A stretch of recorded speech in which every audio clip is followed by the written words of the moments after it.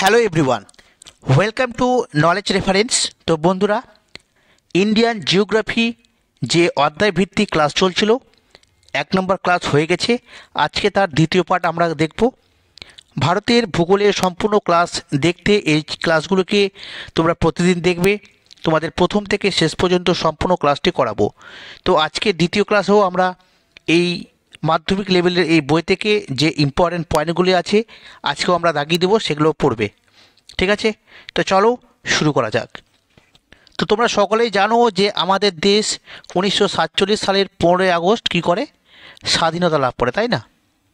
তো এই স্বাধীনতা লাভের পর কিন্তু আমাদের এই দেশের যে রাজ্য রয়েছে তাদের পুনর্গঠনের কাজ শুরু হয়।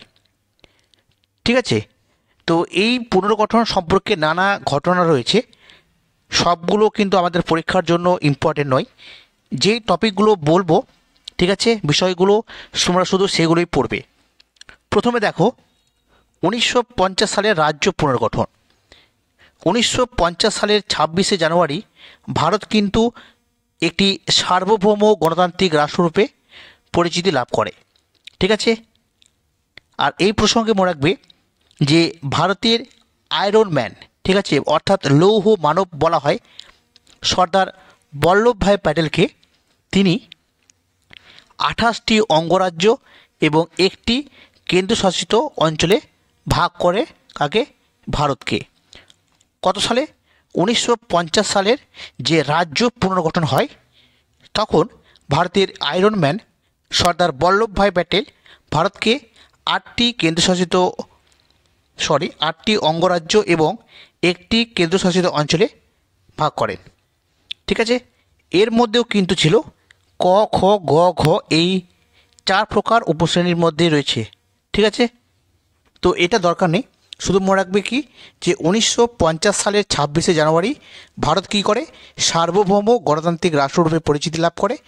আর ভারতের আয়রন ম্যান কাকে বলা হয়, সর্দার বল্লভভাই প্যাটেল। ঠিক আছে, আর সেই সময় কতগুলি রাজ্য ছিল, 28টি অঙ্গরাজ্য আর একটি কেন্দ্রশাসিত অঞ্চল। ঠিক আছে, তারপরে কি হলো, 1953 সালে চালু হলো রাজ্য পুনর্গঠন কমিশন। সালটি মনে রাখবে, 1953 সালে কী গঠিত হয়, রাজ্য পুনর্গঠন কমিশন। ঠিক আছে, আর এই রাজ্য পুনর্গঠন কমিশন গঠন হওয়ার পরে 1956 সালে প্রথম ভাষার ভিত্তিতে রাজ্য কিন্তু পুনর্গঠন করা হয়েছিল। ভাষার ভিত্তিতে কত সাল থেকে? 1956 সাল থেকে। এই পয়েন্টটা মনে রাখবে, কত সাল থেকে ভারতে প্রথম ভাষার ভিত্তিতে রাজ্য পুনর্গঠন করা হয়? 1956 সাল থেকে। আর এর জন্য যে কমিশন গঠন করা হয়েছিল, রাজ্য পুনর্গঠন কমিশন, এটা গঠিত হয়েছিল 1953 সালে। ঠিক আছে, এই পয়েন্টটা মনে রাখবে। আচ্ছা দেখো, তারপরে কি পড়তে হবে, তো এই যে যখন রাজ্য পুনর্গঠন করা হলো 1956 সালে, সেই সময় কিন্তু 14টি রাজ্য আর 6টি কেন্দ্রশাসিত অঞ্চল ছিল। বাস এটি পড়ব, আর কিছু দরকার নেই। তারপরে দেখো কি পড়তে হবে, তাহলে এখান থেকে কি জানতে পারলাম যে ভারতের রাজ্য পুনর্গঠনের মূল ভিত্তি কী ছিল সেই সময়, তো ভাষা। অ্যাকচুয়ালি ভাষার ভিত্তিতে করা হয়, তাই না, 1956 সালের রাজ্য পুনর্গঠন অনুযায়ী। আর এই ভাষার ভিত্তিতে প্রথম রাজ্য গঠন করা হয়, তার নাম হচ্ছে অন্ধ্রপ্রদেশ। মনে রাখবে, স্বাধীন ভারতের প্রথম ভাষার ভিত্তিতে যে রাজ্য গঠন করা হয়েছিল তার নাম কি, অন্ধ্রপ্রদেশ। এটা তোমরা মনে রাখবে। তারপরে পশ্চিমবঙ্গ, আসাম, ওড়িশা এগুলো গঠন করা হয়েছিল। তো সর্বপ্রথম অন্ধ্রপ্রদেশ, এটা কিন্তু পরীক্ষাতে আসে। ঠিক আছে, তো যাই হোক, তো এখন আর কিন্তু সেই ভাষার ভিত্তিতে রাজ্য পুনর্গঠন করা হয় না।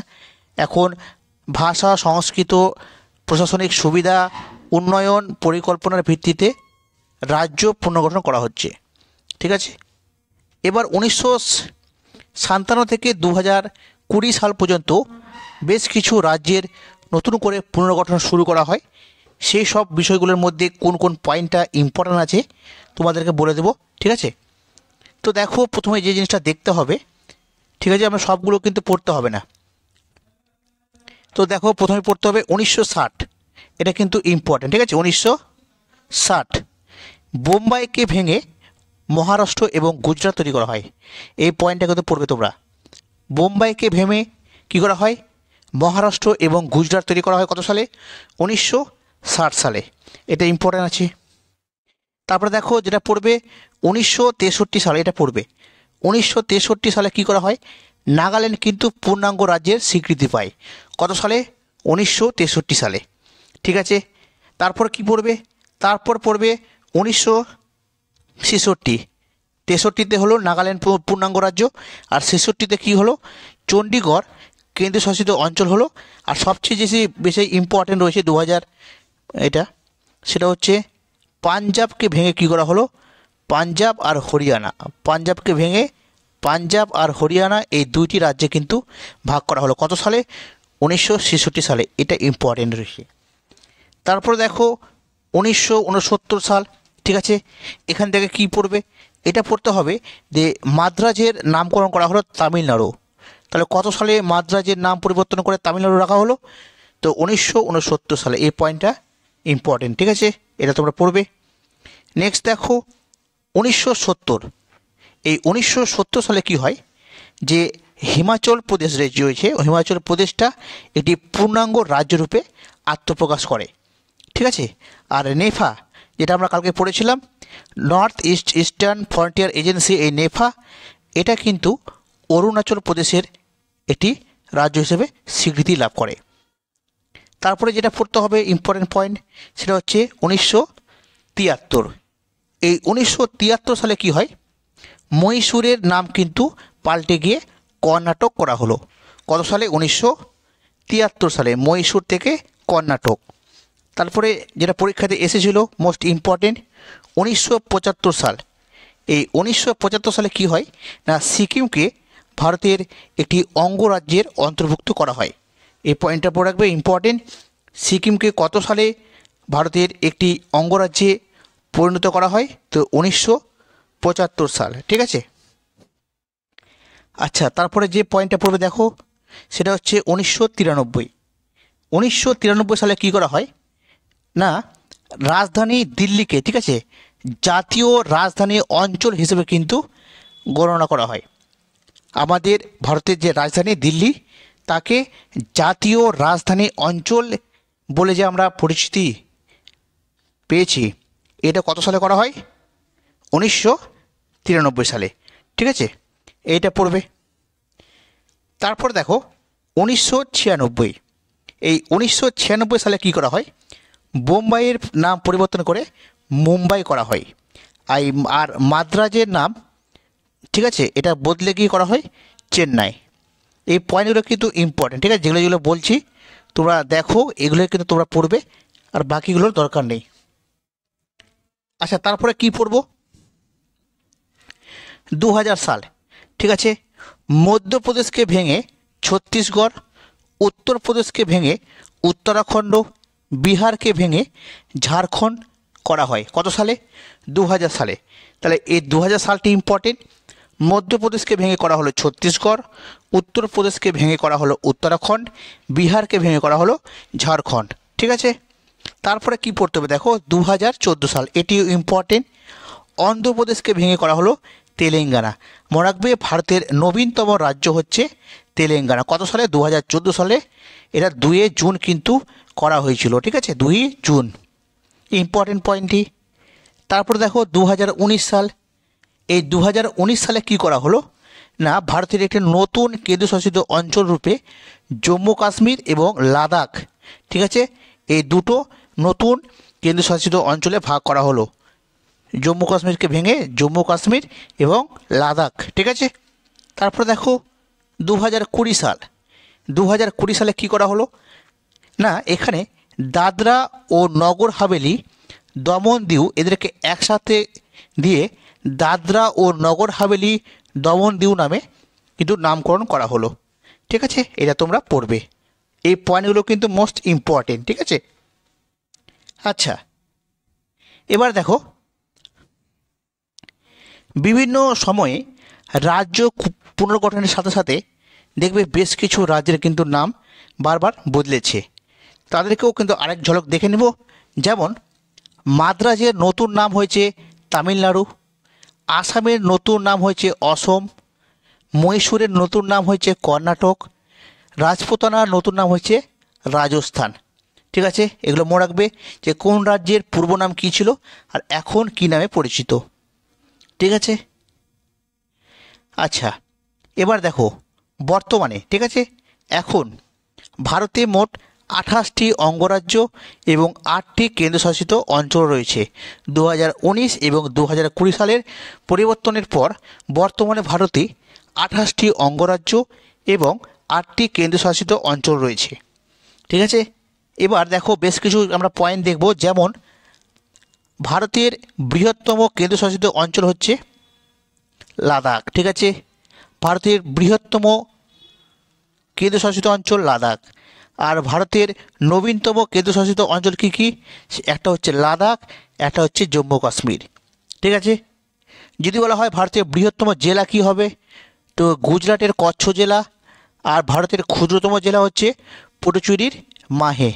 ঠিক আছে, এটা মনে রাখবে, পুডুচেরির মাহে ক্ষুদ্রতম আর গুজরাটের কচ্ছ বৃহত্তম। ঠিক আছে, আচ্ছা তারপরে কী পড়বো দেখো, এখানে রয়েছে অরুণাচল প্রদেশ। তো অরুণাচল প্রদেশ হচ্ছে জনঘনত্ব সবচেয়ে কম। ঠিক আছে, কত? 16 জন প্রতি বর্গ কিলোমিটারে। প্রতি বর্গ কিলোমিটার কত? 16 বললাম, সরি, এটা 17 জন হবে। অরুণাচল প্রদেশের জনঘনত্ব সবচেয়ে কম আর এটা হচ্ছে 17 জন প্রতি বর্গ কিলোমিটারে। ঠিক আছে, আর তারপরে দেখো ভারতের বৃহত্তম প্রতিবেশী দেশের নাম কি? চীন। ঠিক না? আর জনসংখ্যা সবচেয়ে কম যদি বলা হয় তো সিকিমে।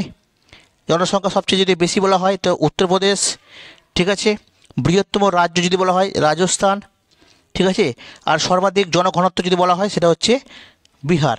তাহলে সর্বোচ্চ জনঘনত্ব হচ্ছে বিহার, সর্বনিম্ন হচ্ছে অরুণাচল প্রদেশ, বৃহত্তম রাজ্য হচ্ছে এটা হচ্ছে রাজস্থান। আর তোমরা জানো যে ক্ষুদ্রতম রাজ্যের নাম হচ্ছে গোয়া। ঠিক না?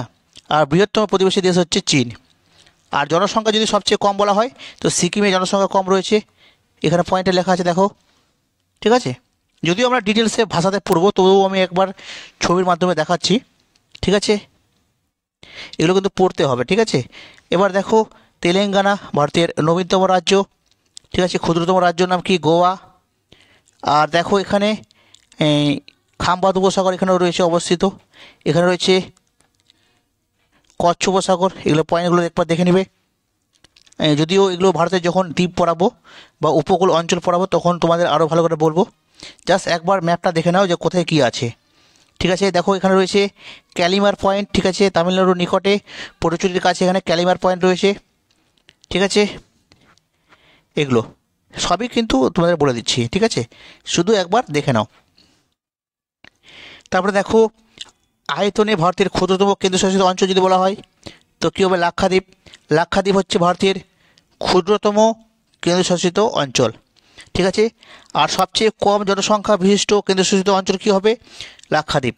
তো যেমন লাক্ষাদ্বীপ হচ্ছে ভারতের ক্ষুদ্রতম কেন্দ্রশাসিত অঞ্চল, ঠিক তেমনই সবচেয়ে কম জনসংখ্যা বিশিষ্ট কিন্তু কেন্দ্রশাসিত অঞ্চল হচ্ছে লাক্ষাদ্বীপ। ঠিক আছে, এগুলো কিন্তু পড়বে। এবার দেখো তোমরা সকলে জানো যে বিভিন্ন রাজ্যের যে রাজধানী রয়েছে তোমরা সকলে জানো সেগুলো। এবার আমি তবুও একবার বলে দিচ্ছি, যেমন অন্ধ্রপ্রদেশের রাজধানী হচ্ছে অমরাবতী।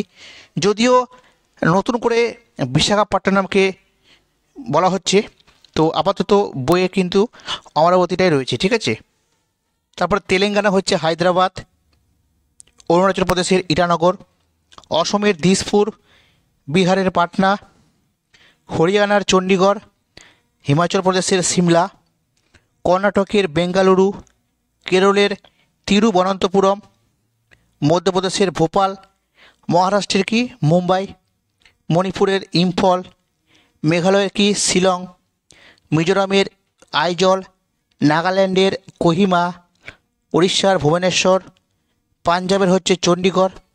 একটা জিনিস লক্ষ্য করেছো যে এই যে 6 নম্বর পয়েন্টটা, যে হরিয়ানা রাজধানী চণ্ডীগড় আর পাঞ্জাবের রাজধানী চণ্ডীগড়, তাহলে এমন দুটি রাজ্য যাদের রাজধানী কিন্তু একটা, সেটা কি হরিয়ানা আর পাঞ্জাব। ঠিক আছে, তারপরে দেখো রাজস্থানের কি জয়পুর, সিকিমের কি গ্যাংটক। তোমরা এবার জানো যদিও তবুও আমি বলে দিচ্ছি একবার করে। ঠিক আছে, যাতে করে রিভিশন হয়ে যায়। তারপরে দেখো তামিলনাড়ুর কি চেন্নাই, ত্রিপুরার আগরতলা, উত্তরপ্রদেশের লখনৌ, পশ্চিমবঙ্গের কলকাতা, ছত্তিশগড়ের রায়পুর, উত্তরাখণ্ডের দেরাদুন, ঝাড়খণ্ডের রাঁচি, গুজরাটের গান্ধীনগর, গোয়ার হচ্ছে পানাজি। ঠিক আছে। আর যদি কেন্দ্রশাসিত অঞ্চলগুলো ধরা হয়, এগুলো কিন্তু পরীক্ষাতে মোটামুটি আসে। ঠিক আছে। এই কেন্দ্রশাসিত অঞ্চলগুলো যেমন হচ্ছে আন্দামান ও নিকোবর দ্বীপপুঞ্জের রাজধানী হচ্ছে পোর্ট ব্লেয়ার, চণ্ডীগড়ের রাজধানী হচ্ছে চণ্ডীগড়, দাদরা ও নগর হাভেলি, ঠিক আছে, দমন দিউ এর রাজধানী হচ্ছে সিলভাসা, লাক্ষাদ্বীপের কাভারাত্রি, পুদুচেরি, দিল্লি হচ্ছে দিল্লি, এটা রাজধানী অঞ্চল। আর জম্মু কাশ্মীরের শ্রীনগর এবং মানে দুটো রয়েছে, একটা শ্রীনগর আর জম্মু। ঠিক আছে। একটা হচ্ছে গ্রীষ্মকালীন, একটা হচ্ছে শীতকালীন। মানে গ্রীষ্মকালীন জম্মু কাশ্মীরের গ্রীষ্মকালীন রাজধানী বললো শ্রীনগর, আর শীতকালীন রাজধানী জম্মু। ঠিক আছে। আচ্ছা দেখো, লাদাখের হচ্ছে লে। ঠিক আছে, এগুলো পড়তে হবে।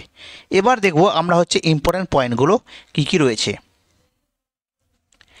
ভারতের 4টি নতুন রাজ্য যেটা, সেটা হচ্ছে ছত্তিশগড়, উত্তরাখণ্ড, ঝাড়খণ্ড এবং তেলেঙ্গানা। এটা হচ্ছে সর্বশেষ 4টি রাজ্য।